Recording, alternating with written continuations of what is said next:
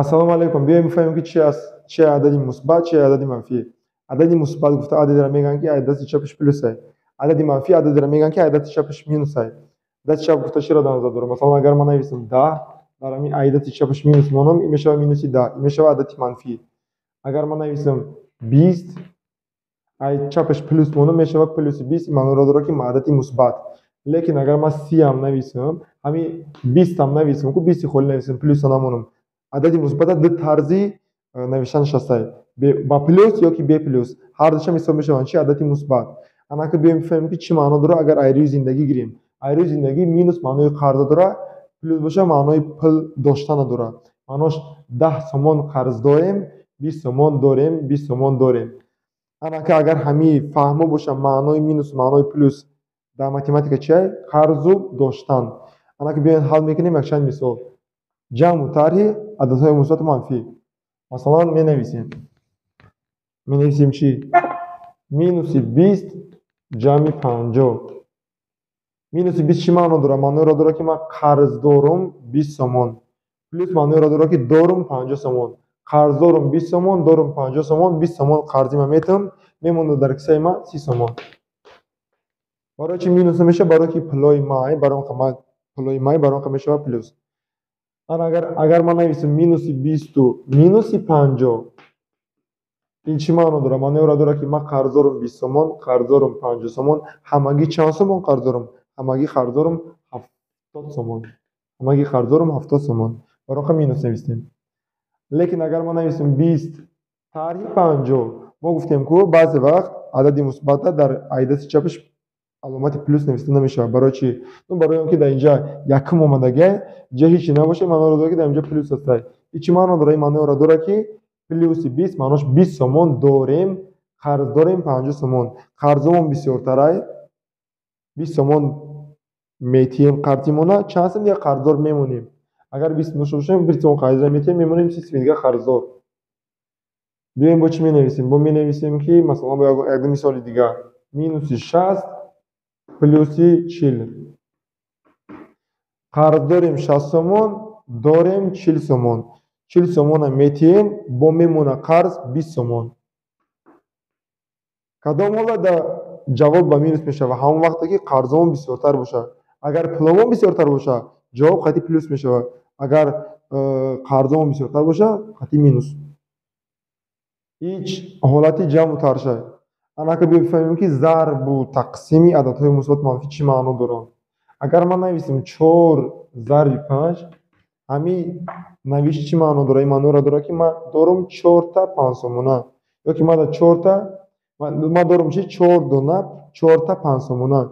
Агар ман 4 та 5 сомона дошта бошам, ман чанд сом дорум? Ман дорум 20 сомон. Лекин агар ман нависам 4 зарби минуси 5, ин чӣ маъно дорад? Ин маъноро дорад ки ман 4 маротиба 5 сомонӣ қарз гирифтам. 4 маротиба, маънош зарб маротиба, маънош 4 доф, 4 та.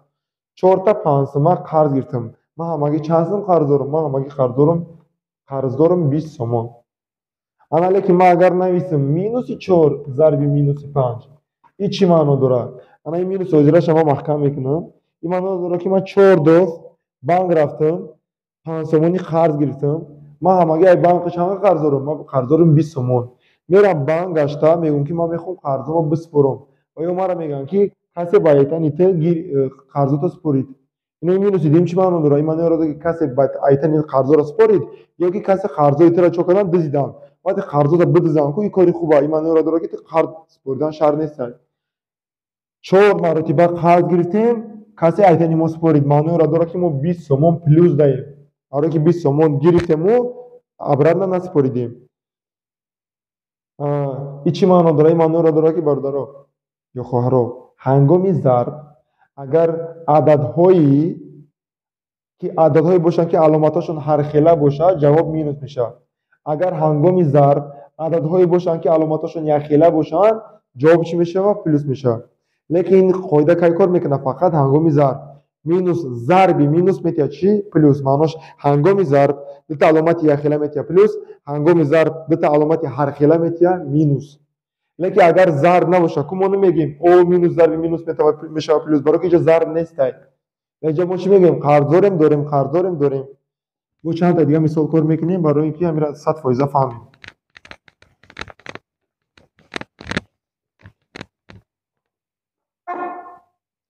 -60 جمع 10.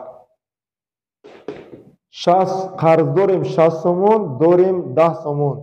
10 سومون ما میتیم با چند میده قرضدار میمونیم؟ با قرضدار میمونیم 50 سومون. برای چی جنو میگیم مینوس ضرب مینوس پلوس میتیا مینوس؟ برای چی علامت آرخیل چه مینوس میتیا؟ یا که نمیگیم برای چی مینوس ضرب پلوس میتیا مینوس؟ برای اون که دیگه ضرب نیست. اگر ما نویسیم 60 مثلا ما نویسیم اگر -10 جمع 60 در این حالت چی میشه؟ قرض دارم 10 سومون، دارم 60 سومون. 10 سومون قرضی میتونم با چند سوم میمونه پل 50 سومون. یشید پلوس شید. اینا هر خیلی علامت هم لیکن جواب پلوس شید. برای چی؟ برای که اینجا دمون نمیگیم مینوس ضرب پلوس میتونه مینوس، برای که اینجا چی ضرب نیست. اینجا ما چی میگیم؟ قرض داریم داریم. انا که می نویسیم 10 تری 60. 10 تری 60 چی معنی داره؟ ما گفتم که بعضی وقت عددهای مثبت به پلوس نوشته میشن. همین دست چپ 10 یگان چی هست؟ یگان چی نیست؟ این معنی رو که عدد مثبت است. معنی رو داره که من 10 سومون دارم، قرض دارم 60 سومون. 10 سومون رو میتونم با قرضدار بمونم چند سوم دیگه؟ 50 سومون دیگه. قرضدار موندم 50 سومون دیگه. اگر من نویسم مثلا -10 -60 این چی معنی داره؟ قرض دارم 10 سومون، قرض دارم 60 سومون. همگی چند سومون قرض دارم؟ همگی 70 سومون قرض دارم. 70 سومون. انا که با چند دیگه کار میکنیم مثلا 10 ضربی -60. ما گفتیم هنگامی ضرب ما نگاه میکنیم چی ده؟ اگر علامتاشون هر خیله باشه میشه و مینوس، اگر علامتاشون یک خیله باشه میشه و پلوس. 10 علامتش پلوس های، 60 علامتش مینوس های. علامتای هر خیله هنگامی ضرب میتیم مینوس. 10,000 میزنیم با 60 میشه و 600. اگر ما نویسیم -10 ضرب -60 این حالت چیکار میکنیم؟ این حالت میگیم که او ضربای علامتای یک خیله هنگامی ضرب چی میتین؟ پلوس. 10,000 به 60 میشه و چی؟ 600. برای که میشه و پلوس 600. فهمو؟ این پلوس 600 ما گفتیم که بعضی علامت پلوس نوشته نمیشه و کدام وقت نوشته نمیشه؟ وقتی که اگر عدد در اولی مثال باشه پلوس نوشته نمیشه، یا که اگر عدد بعدی برابری باشه که پلوسش نوشته نمیشه. انا ببین مثالو، انا که یک چند تا میتونم همچون وظیفه خانگی. اینا از یک 10 تا هم خیلی مثال میتونم اگر کسی کار کنه معنی را داره که میشه فهمید شما.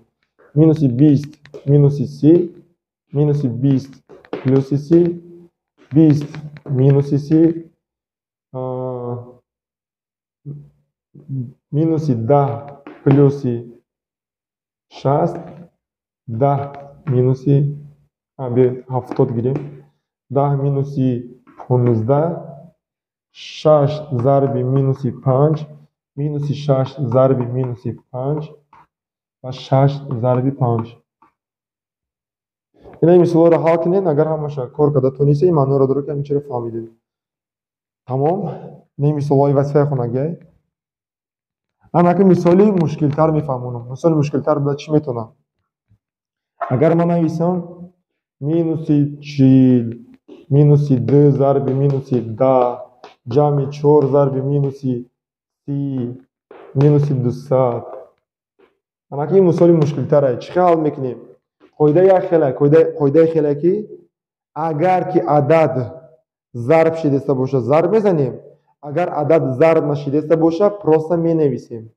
مثلا -40 بعد همین عدد -40 ضرب است نیست. دیدین ضرب نیست. بعد عدد -40 ضرب نیست، برای عدد -40 پروسه می نویسیم. بعد عدد -2 ضرب است ضرب است -2 ضرب شده بچی و -10 ما میگیم هنگامی ضرب اگر علامت عدد یک خیله باشن میشه و پلوس 20 برای که 2 کره 10 20 است. این را ضرب زدیم انا که پلوس 4 بعد عدد پلوس 4 ضرب است ضرب است چه ضرب میزنیم. هر دی عدد رو علامتشون هر خیله که هست میشه و مینوس 4 ضرب 20 میکنیم میشه و چند 120 -200 پروسه می نویسیم برای که بعد -200 ضرب نیست -200 رو نویسیم. انا که بیاین حساب کنیم قرضمون الهیده با حساب کنیم چند سوم داریم. بیا قرضمون حساب کنیم. قرض دارم 40 سومون، Қарздорум ястади 20 сомон, қарздорум 200 сомон. Биёед ҳисоб кунем. Агар ман 40 сомон қарздор бошам, ястади 20 сомон қарздор бошам, мешавам қарздор чанқа 160 сомон. 160 сомон бо 200 сомон я қарздорум мешава 360 сомон қарздорум. Чанд сом дорум? 20 сомонак дорум. Дорум 20 сомон. Анаки нигоҳ кунед. Агар 20 сомон дошта бошам, 20 сомон қарзи ман метавонам бо чанд сом қарздор мемонам. Бо мемонам қарздор 340. امیدوارم که همین شما رو فهمه. اگر فهمه باشه نباید دیگه هم خیلی مثال کلام واسه خونگی. مینوس 20 پلوس 5 ضرب مینوس 10 مینوس 6 ضرب مینوس 30 پلوس 8 تود اینا همیتا باید دیگه می نویسم 40 طرح 6 ضرب مینوس 50 جمع 5 ضرب مینوس 30 طرح 4 ضرب 20 انا هر دیانایی باشه واسه خونگی. کسی اگر حل کنه خواه که بسنجه فهمه که درست حل که درست حل نکرد نویسین انا 500 یا که در کامنتر اینستاگرام هم میمونم انا مجا میتونیم بدروین نویسین که واسه خونگی را که حل کردیم پارتوین ما میتونم بسنجم. همین خیلی تمام جمع طرح عددهای مثبت منفی و ضرب شدن فهموندم. مایل خیر.